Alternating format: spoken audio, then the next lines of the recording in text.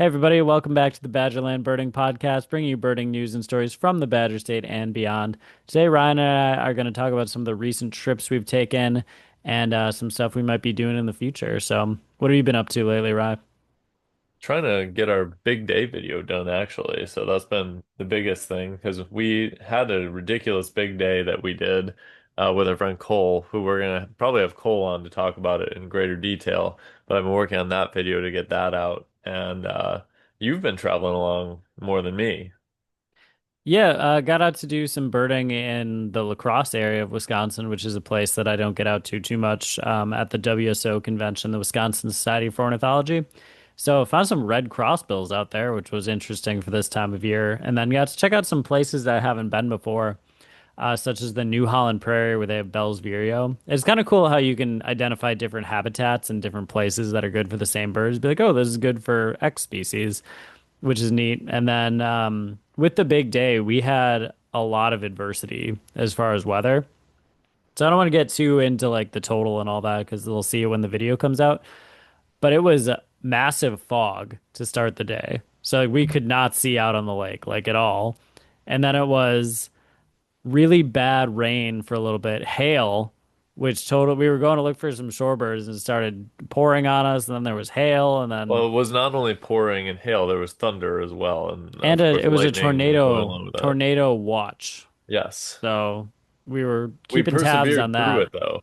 We were keeping tabs on that. Glad it didn't turn into like a tornado warning or something more serious. And then we had really high winds, which was really difficult. So it was a tough day, but we persevered through it. And it was the kind of thing where we had picked the day, and it was like, this is the day we're going to do our big day. I saw that the weather was going to be bad, but we couldn't really do anything about it because it's tough to align everybody's schedules. So it's like, well, we'll see what happens. Sometimes the weather people are off. Maybe we'll be able to push through and get a good total. And I feel like with the conditions, we did pretty well. Yeah, I mean, it was probably the wildest big day that I've ever done simply because it always felt like the next thing was a new weather pattern. So, like Yeah. you said, it was the fog. We were like, the fog is terrible. It's making it so hard to see anything. Then it was like, oh, it's windy. And then after the wind, it was like, we got the thunderstorm watch plus rain. Now there's hail.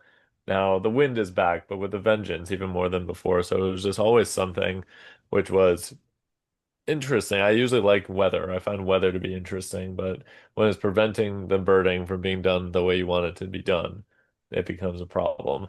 Yeah, for sure. And I feel like with those kinds of new things to deal with, I also felt like a sensory deprivation in the morning because you're like, I can't see anything because it's dark, but I can hear stuff, so I'm using my ears. And then we got like, you could see stuff with the wind going on, but you couldn't hear it. So it was like, Yeah. it was kind of like birding with one sense always taken away. I wanted to talk about some comments we got on a video actually that I think you'll enjoy. Oh yeah. Yeah. We do get quite a fair amount of interesting comments, but somebody was talking about how you always wear different sports gear, and they're like, I'm confused. I thought you were a Packer fan.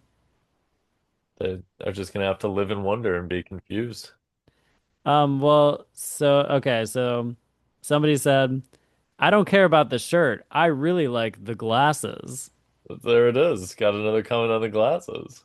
So the people are noticing the Finally, new after glasses. months and months. How do you feel like it's different birding with glasses? Is it It worse? sucks. I Okay. hate it. Yeah, no, it's terrible. I have to like take them off whenever I want to look into a scope. I'm sure some people don't have that Well, problem you and can they just like take use the it. eye cups out. Like, Yeah, no, I usually will just like take them off and then, look in. Because the thing about it is I can like see fine for the most part without the glasses, but everything's just a little blurry. But that's a problem when you're trying to identify stuff quickly. So, I wouldn't be able to like look at a sparrow right now without glasses on or anything and just be like, that's what it is. I can see the field marks. It's just like everything's a lot more crisp wearing them. did you feel like it was getting bad? Or My is it just vision now that, before. yeah, or is it now that you have glasses, you're like, oh, it was pretty bad? Well, it was kind of like my vision was compensating for its own problems. So there wasn't really a time when I was like, wow, I can't see. There was times when I was like, I feel like it's a little fuzzier than I remember it being, but it happened slowly over time. But then I had that issue where like the vision started to go really bad because my body couldn't compensate for it anymore. So it was like impossible to live with. So then getting the glasses fixed that. But now if I don't have them on, it's like everything's a little fuzzy. Yeah. So I guess you kind of need them now. Like you probably couldn't go Sort without of. them, or you'd notice Yeah. a big difference. I'm thinking that probably if I didn't wear them for a few days, my brain would go back to compensating for it, but then I might run into the same problem I had again, where my eyes would kind of do weird things and make it hard to just live. Yeah. Well, the people are noticing. So now I guess it's an easy way for people to differentiate between us. Like, oh, the one That's with true. glasses. The one. Hopefully, I don't need glasses in like a year, and then we'll be stuck in the Yeah. same position, or I'll have to get wildly different glasses. You'll have to go with the monocle route. Oh, Go like that'd the be something. Monopoly man. I'd need a cane and stuff. Then it'd be. I would have to wear a suit all the time. It'd be a whole I thing. think, yeah, you will look like a colonel. Oh, interesting. Um, but in the vein of stuff we've been doing recently, went to see a snow goose in Milwaukee yesterday, which was interesting, and a Franklin's gull. So I feel like we're getting that time of the year where like a lot of the main migrants have pushed through, but we're still getting some interesting things showing up in different places. There was a laughing gull in Dane County. Some redneck phalaropes have been around. I feel like things have really been pushed in groups. So like there'll be a redneck phalarope in one place, and they'll be like, oh, they're also over here and up here. Like you get very much these pockets of like the same species coming in and then showing up in different places. It seems like Philadelphia vireos all kind of showed up in the same time window. There've been Connecticut reports all kind of same couple days. Yeah, and what's nice about where we live is that we get a lot of interesting breeding birds too. So even though the migration is like kind of nearing completion, I would say, for the spring, which it's kind of a misconception because migration is kind of always happening. So there's always something that's sort of moving around. You just don't really always notice what it is. It's rare. There's a very small time of the year when nothing is really on the move. And even if nothing's on the move, you still have those nomadic species like red crossbills that are still kind of moving around. So stuff's always going. But even when the primary push for migration has kind of concluded, we can still go out to some interesting places before the bugs get really bad It's and find starting. some cool species. Oh, I don't want to hear that. Yeah. I'm sure the mosquitoes are going to be really bad with all the rain we've been getting lately. So much rain. Yeah. So, but I've been enjoying not having to deal with bugs. But I got stopped by Wyalusing thing the other day, which is always fun. But the black flies were coming out. They weren't really biting yet. They were just kind of annoying. But They're still you can disconcerting. tell it's going to be bad when when they all come out and are a problem. So, and I actually learned something interesting about the whooping and sandhill crane populations. That the flies and the insects are such a problem with like killing the eggs and like making the parents abandon the nest and They everything. actually kill eggs? Yeah. How do they do that? Let me research the specifics of it. So will they actually try to bite the egg? I think so. Because there's pictures of them like surrounding the egg. Ugh. Okay, they don't kill the eggs themselves. They Okay. cause the parents to abandon the nest. That's crazy though. So But they do there's indirectly kill the eggs. Yeah, but there's been pictures of them like swarming like on an egg. So if you think about like a bird's brood patch where it's more open and then it's right in that spot, and then there's all the blood-sucking, insects. Yeah, blackflies are known to drive birds like common loons and whooping cranes off their nest due to the intense biting and harassment. When birds abandon their nest, the eggs become exposed and vulnerable to predators, temperature fluctuations, and other environmental factors. That's In crazy. bluebird chicks, numerous flybites can cause toxic shock syndrome, potentially leading to death of the chicks. So I don't think they can actually like bite the egg, but it's basically just everything surrounding it they can disrupt. So Yeah. the Crane Foundation people were saying they can determine when the black fly is going to be the worst, and then if it's going to be really bad, they'll actually take those eggs and raise them in captivity because they're assuming they're probably not going to do well on their own, and then the birds will just have new eggs in like 2 weeks. So they basically like skip that worst window and are like the birds. I'm assuming have no idea what's going on. So just my egg's gone. Let's have another one. But then they actually skip the worst part. They're like DJ Khaled. They're like another one. Yeah, pretty much. So So that's then interesting. do humans then incubate those eggs and hatch them? Yeah, I don't know if they incubate them themselves or if they give them to like captive birds to raise or how exactly that works, but basically they raise them in captivity and they will either use surrogate parents, I'm assuming, or the like the puppets that they use Yeah, to raise them. I think they're trying to do less of that. They're trying to have real parents raise more. But it was really interesting to hear about the Crane Foundation. There was a speaker at the convention, George Archibald, and one other person from the Crane Foundation came and talked. So I it was think really George interesting. Archibald was like one of the front runners or like one of Yeah, the one first of the people like to do a lot of those big innovations. conservation people. And he was Yeah, telling us about the other populations of cranes and that they have to go through like Afghanistan and all these places on their migration. They're just getting shot and stuff. So really, it's yeah, and it's almost like a thing people will do it and post on social media type deal. So they're really. struggling out there. Wow, that sounds terrible. Yeah. So I think our cranes have it easy being I was gonna say, just it sounds going. like the U.S. cranes have it easy. Yeah. So it's tough when you go through multiple countries that all have different regulations and all of that. Yeah. So I don't think we talked much about your trip to Texas, Maybe or not. did we?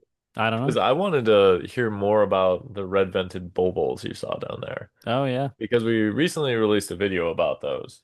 And I feel like they're a species that not a lot of people know exist in the US. And there's a lot of crazy stuff that lives down in Florida, Texas, and Southern California. But can you tell everyone more about that species, how it got there, if you know, and what the deal is with them in general? Yeah, so I actually didn't know about them when I flew down to Houston. But I was taking a friend who I'd never met, but we linked up online to go in to do the Stone Chat tour, which I'm going to make a video about seeing the Amore Stone Chat and all that. But he was like, "Yeah, I went to see the red vented bulbuls." And I was like, "Oh, like where do those hang out?" He's like, "Oh, they're one of those species that like, you can find in Houston." He gave me the information, gave me a pin and all that. And so I was like, "That's really cool." So then before I was leaving, I went to Houston a little bit early to look for them. And it was like this pretty upscale neighborhood, and there was this reservoir walking trail where you could walk in between the houses and the forest. And I wasn't really sure what to expect, if they'd be more in the city, perched on power lines, or actually in the trees. So I just kind of walked around and listened for noises that I didn't know. And eventually one popped up, got a really quick video of it, and went in this really like dense shrubbery and didn't seem to really want to come out after that. So I walked around the whole area multiple times because I'm like, there's got to be more, but that seemed like the only area.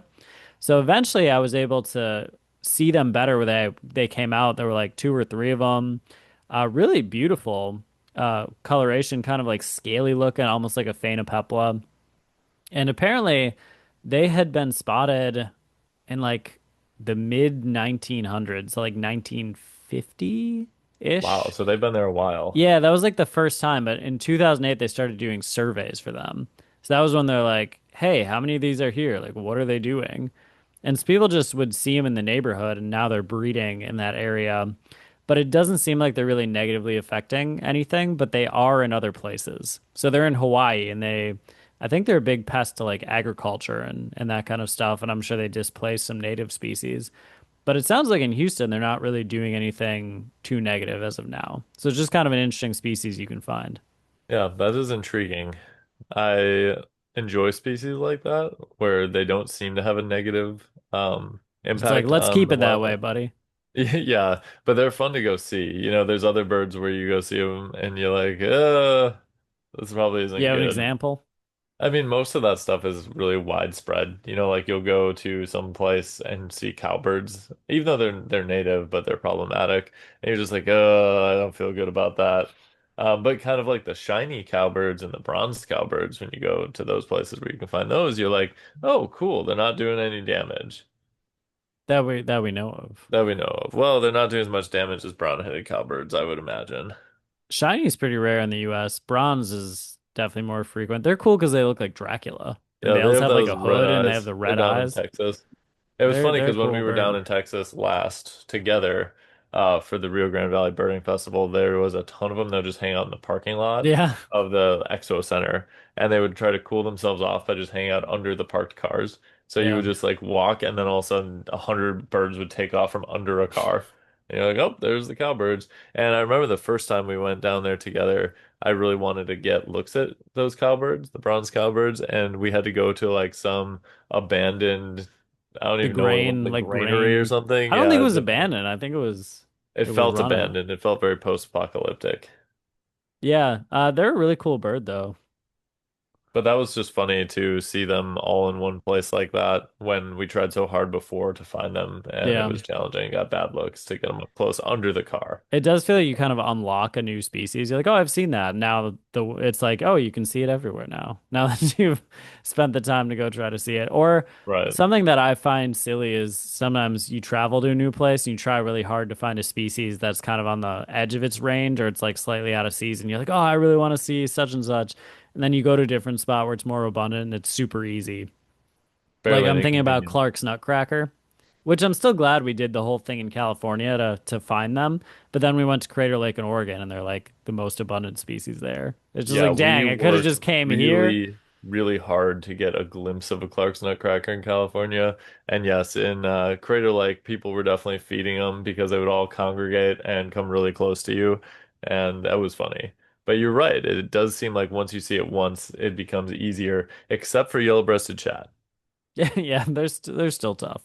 They just don't like to come out, except sometimes apparently they do because people go see them just up on a perch singing. But we've had some, especially thinking about New Mexico when we were at Rattlesnake Springs, where we could hear them and you Hmm. just could not see them. They were just in there too dense. Yeah, I feel like in the South they're more abundant. I would hear them all the time, but I don't even know if I ever got to look at one. They're very Yeah, rare, and if you do, it's like, oh, I saw the yellow, and then it and then it flew away. they're so unique. Remember the first one that you saw Yeah, that ever? was the best views I think I've ever gotten, and it was Have just you calling gotten and views being. since? I feel like I've gotten views, but probably not good views. I think I've had that experience with you that we have a video on if anybody wants to watch it. It was finding the yellow-breasted chat, which was kind of Derek's nemesis bird. And then the first time I saw one before that, I got good looks at it. Um, but yeah, it's rare to get good looks, especially up here, because they're not very common. They're just so silly the way that they call and then they like cock their head to one side and then they like go to a different vocalization. It's like they just have a phone book of vocalizations they like, flipping through. Yeah, they're really silly little guys. I hope that we get the chance to see one this spring So still. there were breeding yellow-breasted chat in the KM State Forest last year, and they're back. So I'm assuming they might breed again. That'd be So good. I would be yeah, very maybe able interested to see. to see some baby chats or something Although like I don't that. like wandering the Cumberland State Forest when it's all buggy out, but I guess Yeah, you got to do what you got to do, right? it's gonna get to the point where it's like real bad and you're not gonna want to go out at all. And Got to load up on the I know bugs. it's coming. Sadly, Trying to avoid it, but there's no way to avoid it. The only way to avoid it is not go out birding, just do a which lot of car birding. Just don't get that's out of the true. vehicle. Yeah, that's one of the top things I dislike about summer birding. Summer birding is my least favorite in general. Well, kind of like things settle in where they're gonna be and kind of the excitement cools down and it's hot, buggy. You People have get other the things weird going on. random reports of rare stuff. So it'll be a swallowtail kite was seen at the top of the state, and then you have to decide if you are up for going to chase that. And then everything's all leafy too, so you don't just see a bunch of birds hanging out. So it really is this time where it just kind of all calms. Although you can go to some interesting places and get good breeders. That's kind of the best thing about it. Yeah, that's true. I don't think we've mentioned it on the podcast yet, our winner of the America's Favorite Warbler bracket. Probably not. We did finally crown a winner, and the final was Yellow-Rumped Warbler versus Blackburnian, and the Blackburnian did become victorious in the end. So a really beautiful warbler. I've seen a lot this spring, and every time it's like, oh, a Blackburnian warbler. Like I feel like it doesn't get old. Yeah, every time I see one, it feels special as well. I But always find I myself do thinking have a things new about it. appreciation for the Wilson's warbler, knowing how much people love them, because that I one went still don't really far. understand why everyone liked the I Wilson's think Warbler they're so just like much. it's really cute. Maybe it's got a little cap on him, little black cap. Yeah. Saw one at Lake Park. I went out to Lake Park in the rain yesterday and had one singing. So How was it? Were there a lot of warblers there no, still? it was dead. Oh, I was like, maybe I can really? pull out a Connecticut warbler. It was like midday, like decently raining out. So I think everything was kind of tucked away. But I was thinking maybe I could find a Connecticut warbler in there or something because nobody was out looking. So I was like, well, it's worth a check. So, how many species do you think you got of warblers? I mean, oh, of warblers, like three. I had a Oh, wow. Blackburnian, no, four. Blackburnian, Redstart, Wilson's, and Yellowthroat. I think that was about it. Okay, interesting. I was there for like 10 minutes. I was like, this isn't fun. I'm gonna leave. I'm out. Yeah. We gave it a look. No Connecticut's that I can Well, hear. you Let's were at go. Lake Park like 2 times in the last week already for different things that we've done. Lake Park's cool. Yeah, no, it's been a great spot. It's just funny because, we were there both times we were there trying to find as many warblers as we can, basically. So you've kind of been down that road. Yeah. Still need Connecticut. I feel like we're low on rare warblers like Connecticut and worm eating and like yellow throated showing up. I feel like there's been a decent number of Connecticut's, but I was thinking there'd be more. And I haven't seen like any worm eating reports. Well, there's usually that one weekend where Connecticut warblers come through, and I think we kind of already had it Yeah, I mostly. think we did. So you get kind of 1 or 2 days where you can go out and find them. And I think they're also declining. So we probably expect to get less and less of them, sadly. Yeah. But have you seen a worm eating report? I thought that there was one at least worm eating report from this spring in Wisconsin, but I thought it was kind of dubious. I Hmm. thought it was one where like people were hearing it, but they are super similar to chipping sparrow and pine warbler. So I you think they're never really similar. know. Well, I mean, they're similar to insects too. I was Yeah. hearing when I was out at the convention, I was hearing something that I thought was a worm eating, possibly, but I think it was just some weird insect. Yeah, so they're hard to nail down. There's rumors that they breed in the state in certain places. So there's supposedly spots that you have to really traverse through difficult That sounds like an terrain and adventure. yeah, but I mean if you think about how many bugs you're gonna get, like ticks and things on you too, you have to kind of bushwhack, I think, to find these things. Put a And bug there's no suit on, guarantee head that out they're there. there. What? I said put a bug suit on, head out there. You could try that, yeah. That's probably And how these Sasquatch reports. Some people just throw on like a ghillie suit and go out there and they're like, I'm gonna find I mean, a I don't think you worm-eating necessarily warbler. need a ghillie suit to avoid the bugs. You could probably Well, like like a bug suit that's like I was camo. thinking more like an astronaut suit. That'd be something. You just dress in your or like an old school underwater That exploration sounds suit. really heavy and hot. Yeah. But would you rather be really hot and have to drag heavy gear or just completely loaded with ticks and mosquitoes? I don't know. The I think choice is I yours. I think I go with the hot route because that's what I normally do. Like wearing long sleeves and all this kind of stuff in the steaming hot weather. We need some more auto tours, places you could just drive around and see birds. That's true, because Horicon is still pretty nice, even in the Yeah, it summertime, is. which is funny because it's a marsh with a lot of standing water, so you'd think it'd be awful. Yeah. Well, anything else you want to add about recent trips? Our Warbler Watch video just got released, which we had a good time looking for warblers in Milwaukee and got a pretty good total. I will leave it to everybody listening to go watch it so that you can find out Especially what the we were total just is. out for like one morning and we didn't even start that early. I think we started at like 8:30 or Yeah, 9:30 it was and we pretty were good done by morning though. like noon or 1. So Yeah, if we we went tried to the just whole do a day, short amount of time. What? if we went the whole day, we probably could have done really well. We would have to go get some breeding warblers in different places. So yeah, if you did like an all-day warbler adventure, you could probably end up I mean, with a that'd be pretty pretty high total fun. warblers. We're Yeah, probably that might past be the an idea date for this next year. year. Yeah, next year that'd be really fun. But the question would be like, where do you start? Because would you start with the places where there's breeding warblers, or would you end in places there? Because you're only going to Hmm. get the little activity of the morning for so Well, if long. you started where the breeding warblers are, you could probably get a decent amount of total of other birds just hanging out in that same region passing through. Maybe, but they're kind of out of the way of the migratory routes. A little bit.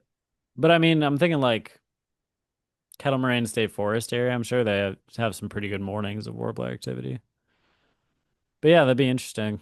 I guess you could start in like Wyalusing. That's what I was thinking, because you Yeah. would want to get like yellow-throated warbler and Kentucky warbler, Yeah. because those would probably be two of the harder ones to find.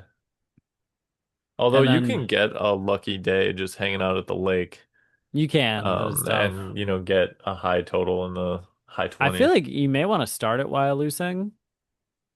This would be interesting. Start at Wyalusing and then work your way all the way east and end in Milwaukee to get like the later activity. That would be something. That might be the play. You could do Wyalusing. You could do Dane if you thought it'd be worth it.